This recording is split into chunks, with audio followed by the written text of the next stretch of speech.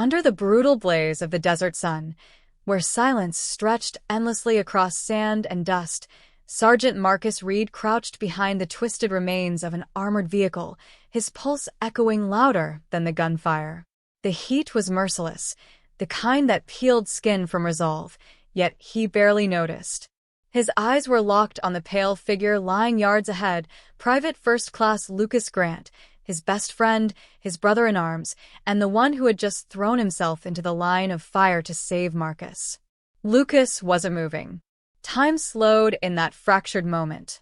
The screams, the static of the radio, the barked orders, they all collapsed into a kind of suspended grief. Marcus dragged himself forward, every inch soaked in fear and blood, until he reached Lucas's side. A single look told him the truth. The bullet had found its way into something vital. Lucas's breath was shallow, but his eyes, ever steady, found Marcus. "You gotta promise me something," he whispered, forcing the words past the weight of death pressing on his chest. Marcus shook his head, tears already rising, but Lucas tightened his grip on his sleeve. "Don't you fade on me now," Lucas managed. "If I don't make it, you get me home. Not just back in a box. I mean home. Walk me through the front door. Don't let them hide me in some loading dock like I'm cargo." Marcus swallowed, his throat raw, and leaned closer. "I promise." "No shortcuts," Lucas rasped. "Through the main terminal. Like a soldier. Like I lived." Marcus nodded, a fierce oath forming in his chest. "Through the front. I'll walk you through the front." Then Lucas's eyes drifted to the horizon. A gust of wind lifted the sand, and for a moment it felt as though the desert itself bowed in mourning. When the medic arrived, there was nothing left to do but close the young man's eyes and carry his body with reverence. That night, under a sky strewn with stars too distant to matter, Marcus sat alone outside the field hospital, cradling his helmet in his hands, the words echoing again and again. No shortcuts. The phrase etched itself into his bones. It wasn't just a promise between friends, it was a vow to dignity, to visibility, to honor in a world that had grown too used to hiding death behind security doors and silent procedures. For weeks after, Marcus wore the pain like a second uniform. Back at base, he filed the request personally. When orders came for the escort, he signed the manifest himself. He stood in front of the casket, saluted, and began the long journey home. He didn't weep, not then. There was no room for anything but discipline. And duty. And the weight of that sacred vow. And so, when he landed on U.S. soil with Lucas's casket draped in the flag they both had sworn to protect, Marcus Reed carried more than a fallen comrade. He carried a promise made beneath the unforgiving desert sky. The airport smelled of recycled air and floor polish, that sterile scent of disconnection Marcus had always loathed. He stood tall, his dress uniform sharp, the flag-draped casket beside him like a silent scream no one wanted to hear. Around him, travelers bustled past with coffee cups, phone calls, and carry-ons, each step a reminder of how swiftly the world moved on. Marcus had expected silence, but not indifference. He walked with Lucas's casket through the hangar doors, past a line of blinking fluorescent lights, and toward what should have been a dignified procession. But instead, they were led, without warning, toward a service corridor that smelled faintly of jet fuel and damp concrete. A staff member in a yellow vest, eyes dulled by repetition, waved them down a loading ramp. "No," Marcus said firmly, voice low but full of steel. "We were promised arrival through the main terminal."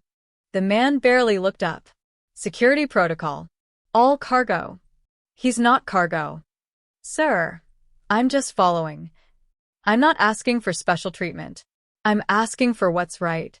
He gave his life. The man's shoulders tensed, but he didn't meet Marcus's gaze. "You'll need to file a request with the operations office. Can't override procedure." Marcus looked down at the casket, the corners of the flag crisp, folded with reverence. Lucas's parents were waiting upstairs, in the arrivals hall. They'd dressed in black. His mother had written to the airline herself. She had wanted to stand there and see her son come home like a man who mattered. He clenched his fists. I made him a promise. But bureaucracy had no ears for promises. No heartbeat. No memory. It ran on signatures, forms, digital authorizations, and a quiet, soul-numbing preference for invisibility. A uniformed airline representative arrived, wearing a lanyard, smiling with the apologetic efficiency of someone trained to manage complaints without ever confronting truth.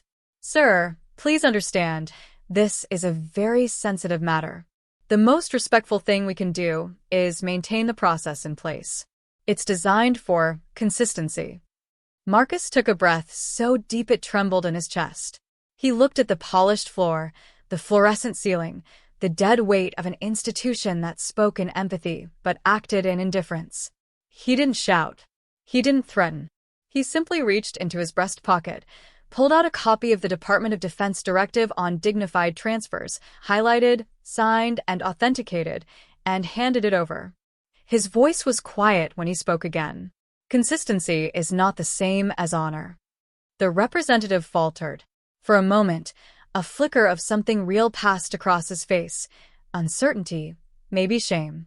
Marcus knew he couldn't move mountains that day, but he could make someone feel the weight of what was happening. Lucas had died with purpose. He wouldn't be ushered home like misplaced luggage. Eventually, after too many phone calls and too many stares from strangers, the escort was granted clearance. The casket was rerouted. Marcus walked beside it, his steps slow, deliberate, as if time itself needed to bow. As the terminal doors opened and the light spilled in from the world outside, he saw Lucas's parents standing by the railing. His mother's hand flew to her mouth, her knees weakening. His father stood straighter than Marcus remembered from the funeral planning, eyes filled with something halfway between pride and devastation. Marcus saluted. He didn't speak. He didn't need to. Because in that moment, under the watch of blinking flight arrival screens and camera phones and weary travelers, one soldier came home not as cargo, not as procedure, but as someone seen. And Marcus Reed, still aching with the heat of a desert sky, realized that sometimes the greatest battles aren't fought with weapons, but with the quiet refusal to forget what dignity means. The applause was not loud, but it cut like glass. It started with a single pair of hands clapping, tentative, almost unsure, then another, until the arrival's hall echoed with the slow, rising rhythm of reluctant awe. Travelers stood still. Airline staff froze. Mothers held their children a little closer. And in the center of it all, Marcus Reed stood at attention beside the flag-draped casket of his fallen friend, eyes unblinking, jaw clenched, heart thundering in silent defiance. It had not been planned. There were no press releases, no speeches. Just a promise. Just a man in uniform keeping a vow beneath flickering airport lights. But the world had a way of noticing moments that weren't meant to be noticed. A young woman in a hoodie held up her phone, whispering to her feed, "This soldier's bringing home his buddy. Alone. No cameras, no politics. Just honor." The video spread like wildfire, even before Marcus knew it had begun. It wasn't long before the gates of manufactured sympathy opened. Flashbulbs. Reporters. Microphones. Words like sacrifice and hero being tossed around like confetti, too fast and too loud for their own weight. A news crew from a local affiliate shoved a camera in his direction. The reporter, a man with perfect hair and a plastic smile, leaned in with a voice rehearsed in front of mirrors. "Sergeant Reed, how does it feel to be the face of dignity in a system that clearly—" He didn't let him finish. Marcus stepped forward, slowly, the casket at his back. His voice was low, but rang out over the murmuring crowd. "He's not a story. He's a man. His name was Lucas Harlan. He died in a place none of you can pronounce, trying to protect people who couldn't afford to leave. He wrote letters to his sister every Sunday, and he could cook better than most restaurant chefs. He had plans. A dog. A fiancé. He was more than a headline. So don't make him one." The crowd quieted. Even the cameras held their breath. But that was when the real confrontation began. A representative from the airline emerged, flanked by security and public relations staff. Her badge gleamed in the sterile light. "Sergeant Reed," she said, tone firm but too polite to be real, "we need to ask you to move away from the arrival gate. There are federal transportation codes that—" "No," Marcus said, eyes locked on hers. "I'm not moving. Not until he's seen. Not until he's honored." "Sir, you are disrupting." "Disrupting what?" "The illusion that we know how to say thank you." The security officers shifted awkwardly. No one wanted to be the one to touch the soldier, standing next to a coffin draped in the flag. No one wanted their face on tomorrow's headlines as the hand that reached too far. But bureaucracy never liked being ignored. "You are not authorized to conduct a memorial here," she said. "I don't need authorization to love my brother-in-arms." From the side, Lucas's mother stepped forward. Her eyes were swollen, her hands shaking, but her voice did not waver. "This man walked with my son through a desert, through hell. He carried his body home because no one else would. You want to ask him to step aside? You'll have to walk through me first." A silence, so deep it seemed wholly settled over the crowd. Then a man stepped out of the line. Another veteran, this one older, limping, wearing a hat that read Vietnam, 1969. He didn't say a word. He just stood next to Marcus. Then another. A woman in a wheelchair, her medals clinking. Then a TSA officer.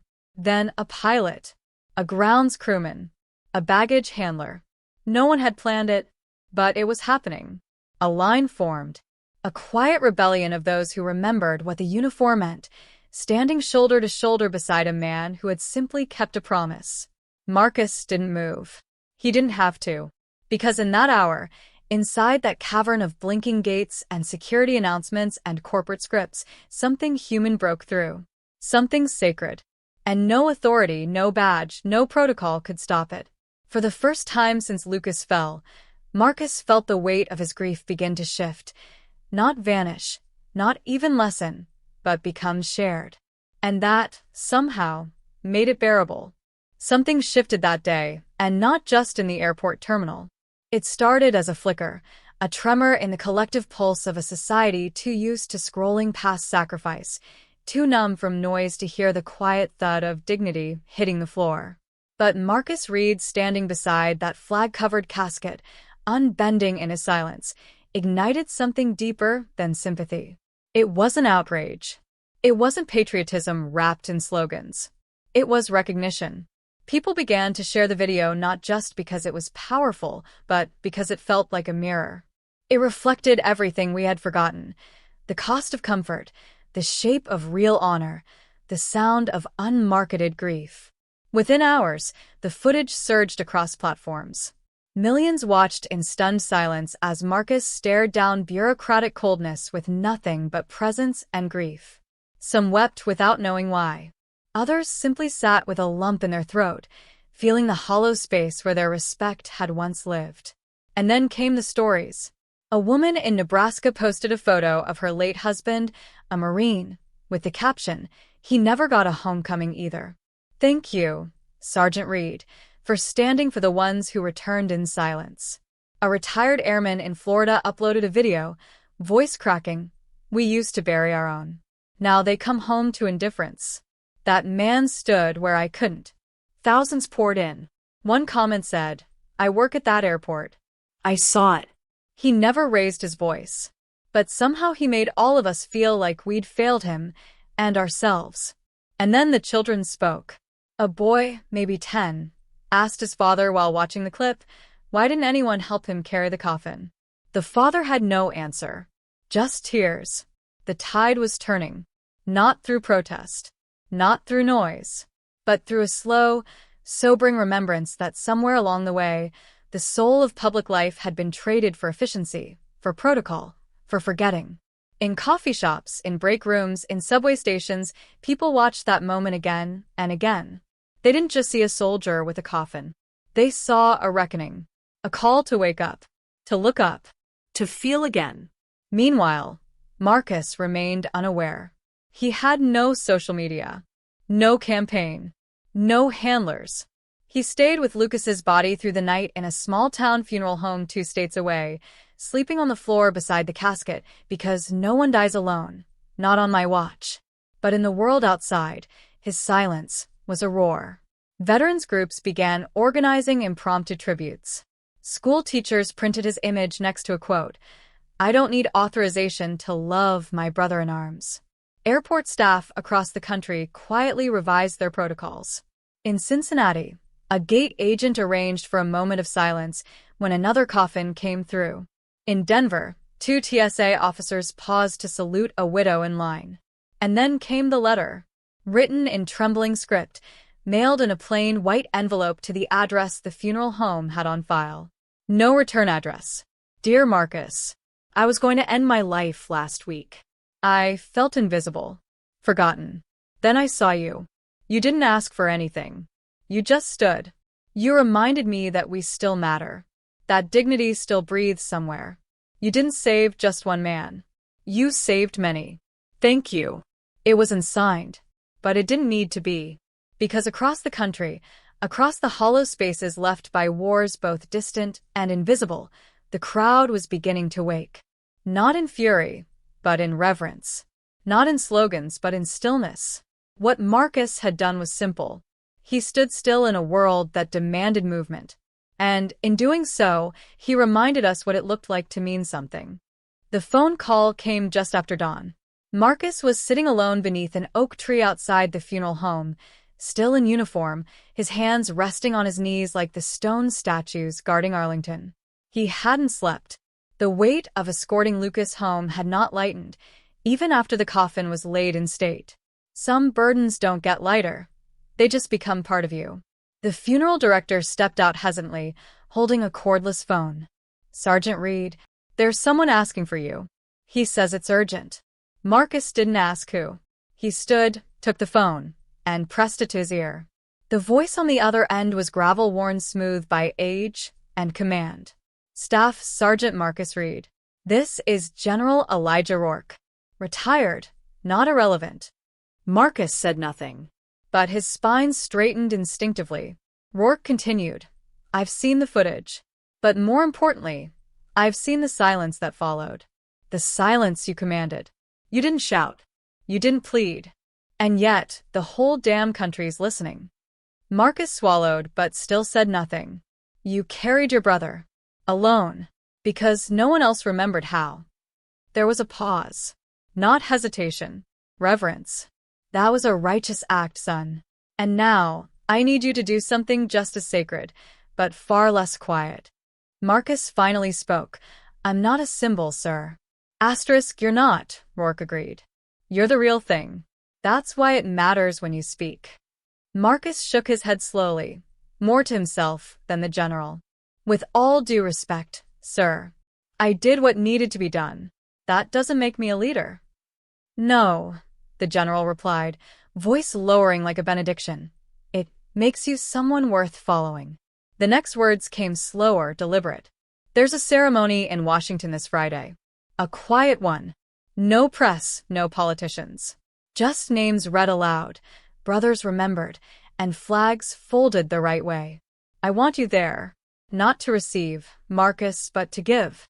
To remind the rest of us what it means to stand when it costs something." Marcus closed his eyes. "I don't need applause, sir." Rourke's voice broke then, just slightly.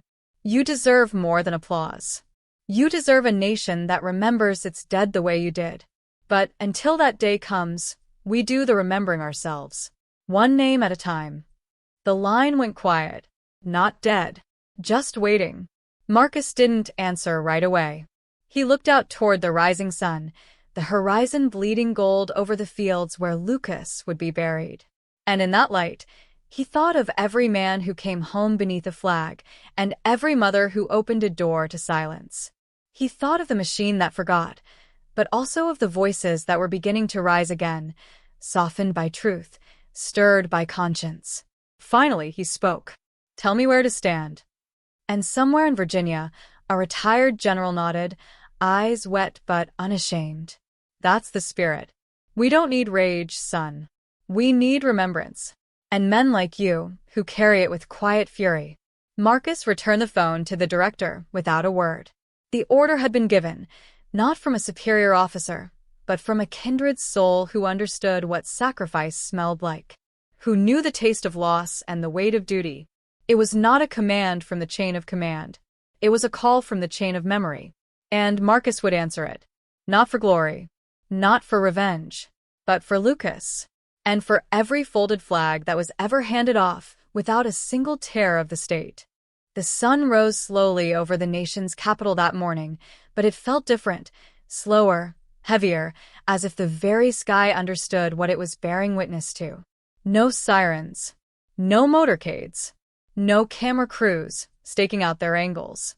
Just a procession of quiet reverence weaving its way through the heart of a country rediscovering its own. Marcus Reed walked alone at the front, boots echoing softly on the worn marble of Arlington's ceremonial path. Behind him, 6 veterans carried the flag-draped casket of Lucas Grant with the kind of grace only men who have seen war can offer. Their steps were measured, each one a silent vow. You are not forgotten. You are not alone. You are home. There were no speeches. Only names. A list of fallen soldiers read out in steady cadence by voices that cracked but never broke. Each name was followed by a pause, not for applause, not for show, but for remembrance. For breath. For tears that had no words. Marcus stood still beside Lucas's final resting place. He did not cry. He did not kneel.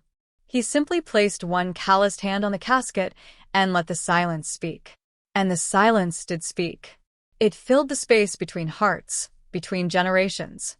In the small crowd, composed mostly of old soldiers, young widows, and strangers who had traveled across states just to bear witness, there was no movement. Only the sound of wind brushing through flags and the distant echo of a bugle playing taps, not as performance, but as prayer. Somewhere behind the crowd stood General Rourke, hat in hand, eyes locked on the soldier he once commanded. He didn't step forward. He didn't need to. Men like him know when presence means more than words. A young boy gripped his father's hand near the back. His voice barely a whisper, he asked, "Daddy, is that the man who carried his friend all by himself?" The father nodded, eyes glassy. "Yes, son. That's the man. He looks quiet. He is," the father said. "But he's louder than all of us." When the ceremony ended, there was no call for applause. No official pronouncements. People simply stood still, some crying, some saluting, some with heads bowed in wordless respect. And as the casket was lowered into the ground, the only sound was the sharp, reverent crack of the final salute, a volley of rifles that split the silence like thunder through still water and then faded into the wind. Marcus remained by the grave long after the crowd began to drift away. He knelt once, finally, and placed a single silver coin on the headstone. It wasn't protocol. It wasn't part of any tradition. It was a promise. A soldier's last gift to a brother in arms. You were carried with honor. You were laid to rest in truth. I stood for you until the very end. Then he stood. No cameras followed him. No stage awaited him. His uniform, still pressed but dusty at the knees, bore no medals on the outside, but his back was straighter than any general's. He walked alone out of the cemetery, into the rising day, into a country still blinking into awareness, his silhouette small against the vast memorials built for louder wars. But in that quiet departure, something had shifted. Across the nation, in airports and offices, in school assemblies and dinner tables, his story lived on. Not in sound bites, but in silence. The kind of silence that makes people lower their voices when they speak of him. The kind that makes them stand a little straighter when the anthem plays. The kind that honors without asking anything in return. Marcus Reed never gave another interview. He declined every invitation to speak, to be celebrated, to be turned into a symbol. He returned to the desert town where it all began and resumed his quiet life, unchanged, except for the folded flag he now kept near his bed and the memory of a promise fulfilled beneath a crimson sky. And so the journey of honor ended not with fanfare or fame, but in silence, the kind that speaks louder than any medal ever could.